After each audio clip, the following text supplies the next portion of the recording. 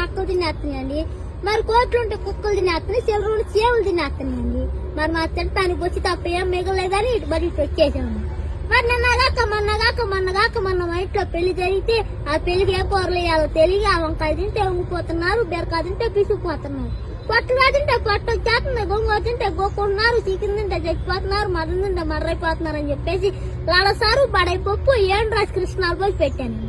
మరి తిన్న 2 బాగానే ఉన్నారు, 3 మసాలు కట్టుకున్నారండి అయ్య గారు. మరి మా ఇంట్లో ఏప్రాలు కోట్లు ఆడుకుంటే నాపురాలు బద్దలైపోతుందండి.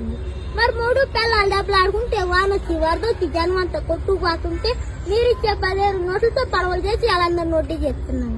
మరి నా తుపాకి ముందు నుంచి కాస్తే వెనక నుంచి వెళ్ళిపోద్దాను సార్ గారు. మరి నా తుపాకి పొద్దున్న 7 లైన్ లో పెడితే సాయంత్రం 11 గంటలకు వెళ్ళిపోద్దాను సార్. మరి మీరు 150 ఎత్తే పోతా కాకినాడ వెళ్ళి కాఫీ తాగి మీ పేరు అక్షరాలు లేకుండా పేపర్లో ఎత్తిస్తాను.